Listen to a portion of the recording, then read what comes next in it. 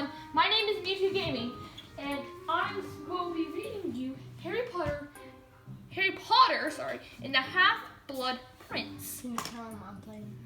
And Little Gaming, right here, speak. Hello guys, what's up? He was the person who recorded the first episode of FNAF Hijinks, and he'll be the one playing the game in the background until I finish Chapter 1 of Harry Potter and the Half-Blood Prince. You can start. Oh yeah. It was nearing midnight, and the Prime Minister was sitting alone in his office, reading a long memo while slipping through his brain without leaving the slightest trace of meaning behind it. Yeah. He was waiting for a call from the president of the far distant country, and between wondering when the wretched man would telephone and trying to suppress unpleasant memories of what had been a very long, trying, and difficult week, there was not much space in his head for anything else. And the more he attempted to focus on the print of the page before he hit the most clearest Prime Minister could see a gloating face of one of the... After you finish this one, go to a section called the map, and you got... Okay, sorry about that. Polar opposites. This particular opponent, sorry if I say any words wrong, guys, had appeared on the news. The very day he had not estimated all the terrible things that had happened in the last week. Although anyone needed reminding, but also to explain why each and every one of them was the government's fault. The Prime Minister pulsed quickly at the very thought of these accusations, for they were neither fair nor true. How on each earth was his government supposed to have stopped the bridge collapsing? It was outrageous for anyone to suggest that he were not spending enough on the bridge. The bridges were fewer than 10 years old. The best experts were at a loss to explain why it had snapped cleanly the two, sending a dozen cars into the watery depths of the river below. And how dare anyone suggest that it was lack of a policeman that had resulted in those two very nasty and sorry guys, because of the little M, no offense, you kind of made me lose my place. Lack of policemen that resulted in the two very nasty and well publicized murders. 1 second guys.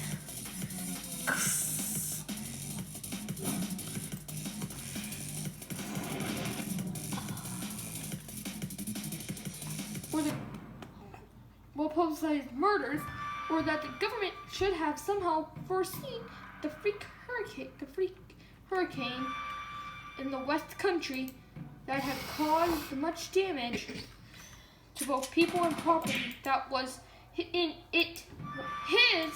fault. That one of the junior ministers, Herbert Shorley, had chosen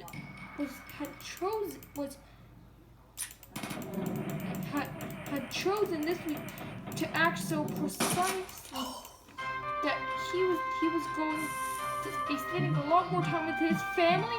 A grim mood that gripped his country. The opposite had concluded barely concealing his own role. Fortunately, this was not perfectly true. The Prime Minister booked it himself. People really didn't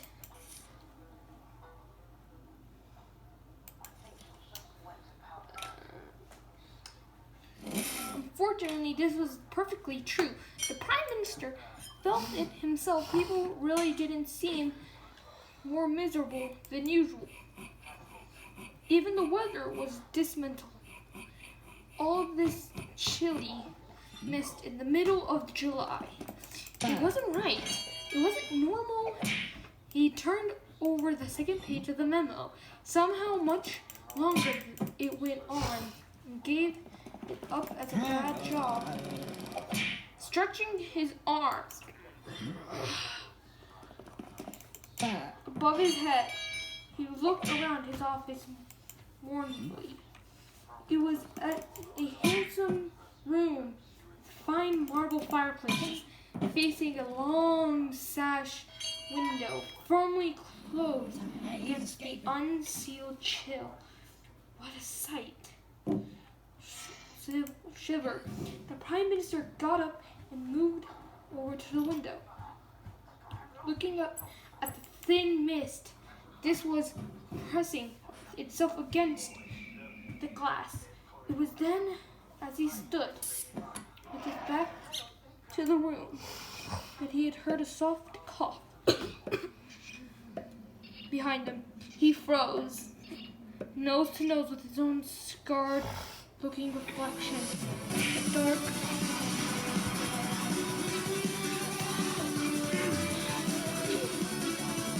The dark glass, he knew that was hot. He heard it. He turned very slowly to face the empty room. The empty room. Hello, he said. Hello, he said, trying to sound braver than he felt. For a brief moment, he allowed himself the impossible hope that nobody would answer him. However, a voice responded. Crisp,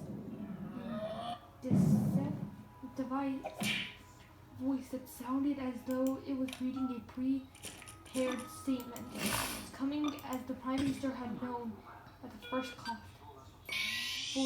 From the frog-like little man wearing a long silver wig, who had despised a small, dirty oil painting. The Prime Minister, the Muggle. Urgent we meet, kindly responding immediately.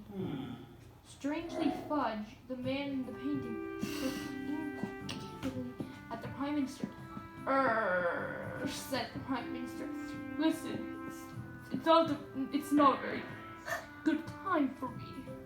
I'm waiting for a telephone call, you see, from the President. That can be rearranged, he said. Said the portrait at once. Prime Minister Hart sank. He had been afraid of that being real, but I really was rather hoping to speak. We shall arrange for the President to get the call. He will telephone tomorrow night instead, said the little man, kindly responding immediately to Mr. Fudge.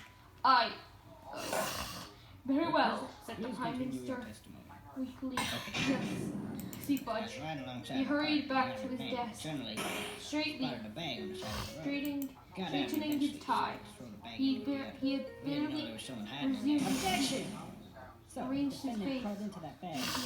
He had hoped with a relaxed and unfazed expression when a bright green flame burst into his office. In the empty gate beneath his marble man telepiece, he watched, trying not to betray a flicker of surprise. Is that the bag the defendant hid in? Yes, but there's one thing that's been bothering me. If the Man defendant really appeared was within the hiding flames. this bag, then you tie the knot Sitting from the as outside of the fast bag. as a seconds If he was later, he inside the climbed bag, onto then a from to tie that knot on the rather outside. fine and tight How did he do rug. It's simple. Brushing ashes Didn't. from his sleeves. His thought long you pin see. strapped to It's close. like my client wasn't A hiding green that bag green at all. bowler hat. He was stuffed in in there. his hand. By this Ah. witness. I'm As said you can see from his Cornelius doctor's Fudge, analysis, the defendant had straightening taken forward point with of his view. hand after While I was in the bag, Good to see you he was again. unconscious. The Prime Minister could not honestly Feces return absurd. the compliment. The witness was attempting to dispose of the body. He left the defendant in the bag, knowing he'd drive by it on the way back to the bank. When the witness and his partner passed the bag, he convinced his partner to throw the bag in with the others. But why would he do that? Why, to dispose of the body, of course. There are millions of bags of money in that bank, and the witness knew it would take a long time before the victim was found. Fudge was looking But unfortunately for the decisively. witness, his victim woke up and tried to escape from his tomb. He was arrested on the spot, Careworn, and he the was witness thought everything was over. thinner, taller, and Taunting rare. now. You can't His face had grown be happening to me! pale look. The Prime Minister had Well, seen that that kind of look certainly was an interesting in the trial. However, I am now ready to deliver my verdict. face before. I find the It had defendant, never- Henry Stickmin, But, well, how can I help you? He was shaking Fudge's hand very briefly. Gently turning towards the hardest of the chair and pressing to begin. Upstairs, sitting down and placing his green bowler.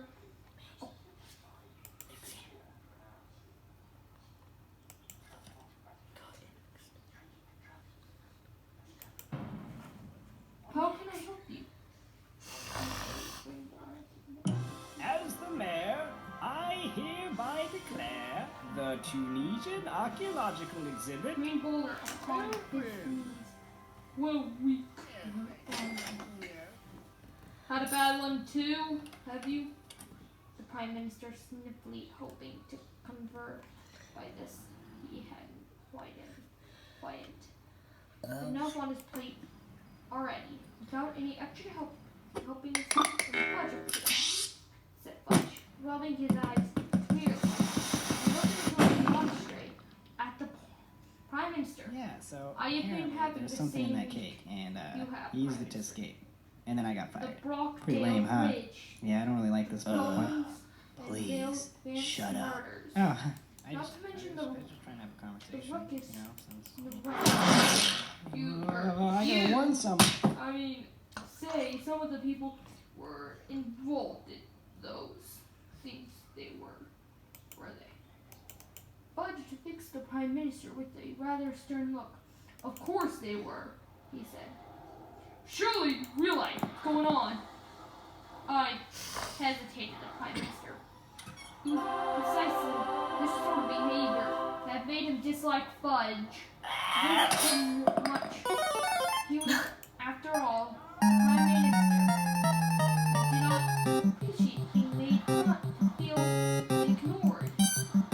But of course, things like this from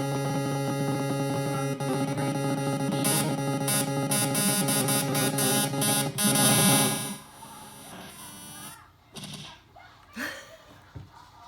Interject.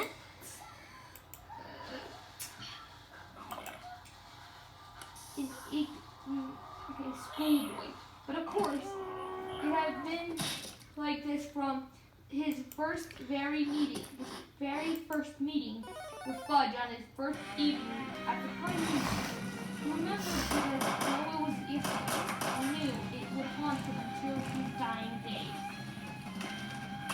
He had been standing alone in his very office, savoring the triumph that he was after. Closing the door and steaming, when he heard a cough behind him, just like tonight.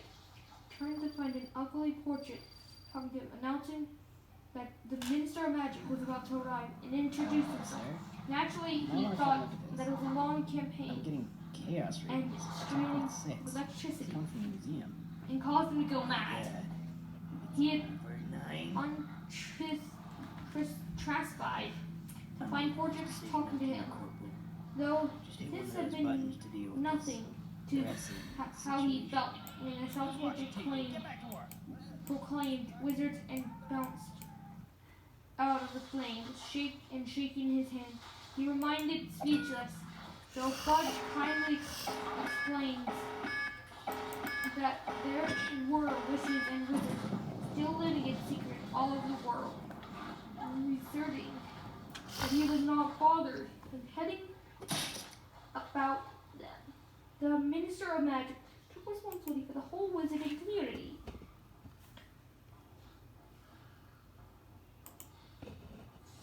And prevented the non-magical population from getting wind of them. It was said a difficult job and task. Everything from the regulation of the responsibilities of using broomsticks to keep the dragon population under control. The Prime Minister remembered clutching his desk at the point, but had no.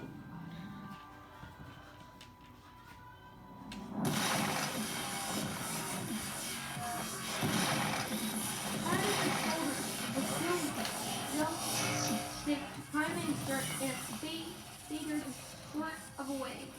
Not to worry, he said. It's odd on you. I'll never see you again. I'll bother you if you see something serious going on our end. Something like that likely to affect the Muggles. Non-magical population, I say. Otherwise, it lives and it lets lives. And I must say, you're talking it a lot better than the president. He tried to throw me out the window. I was a hope. Then for the opposition. At this, the Prime Minister. What do y'all know?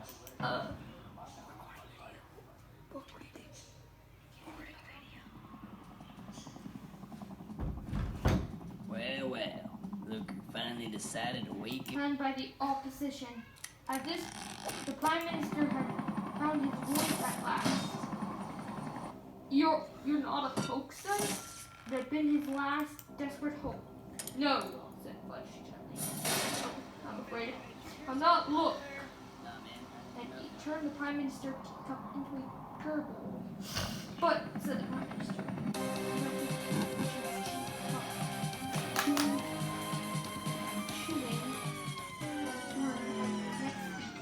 But why? Why has nobody told me? The Minister of Magic only reveals himself or hers to the Muggle Prime Minister.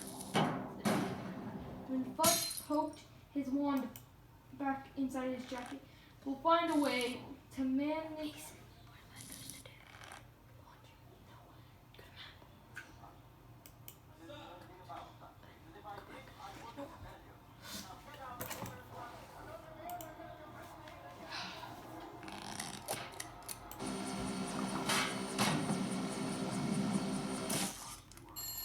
We find the best way to manage security, but that's better than the Prime Minister.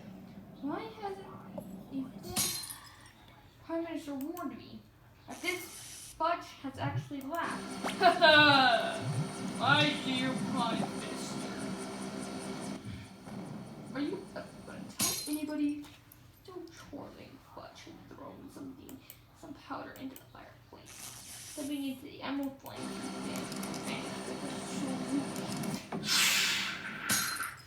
The Prime Minister had stood there, quiet, motionless, and realized that he would never, as long as he lived, dare mention. For who in the wide world would believe him? The shock it had taken a little while to wear off for a time. He had tried to converse himself that Fudge had indeed been hallucinated off by a lack of sleep during his time, grueling electricity of pain, in the vain attempting to rid himself of the remains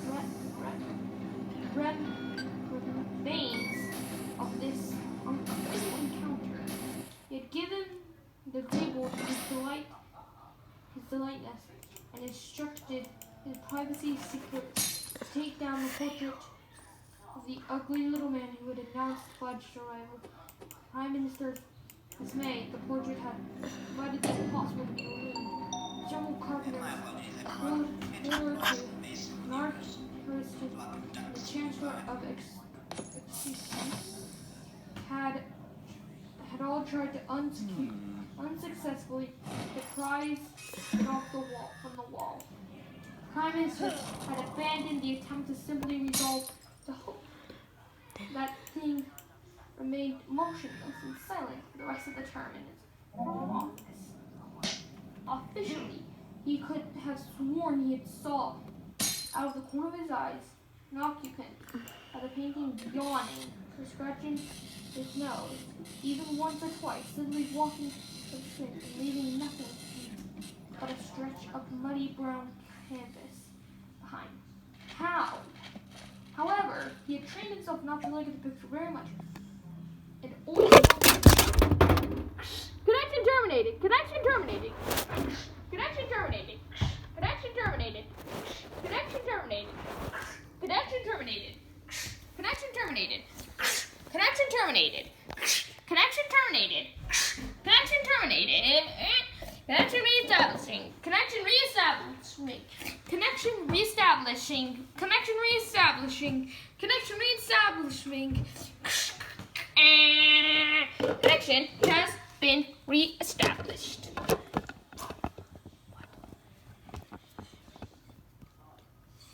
Okay. Sorry about that.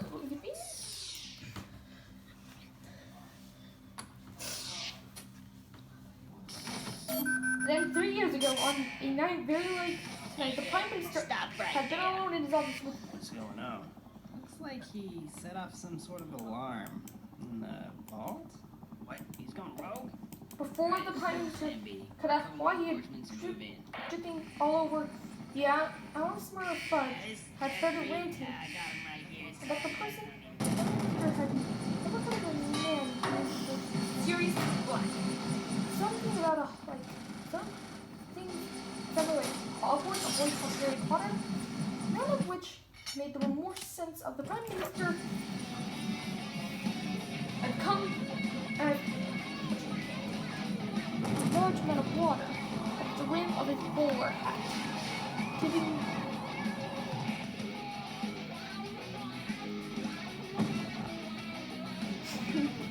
large amount of water near the northern sea. You know, that's the point. The Dementors are upward. Okay, the video is getting too long, so for now, that's where we're going to end this book off, and we'll continue after the first chapter tomorrow.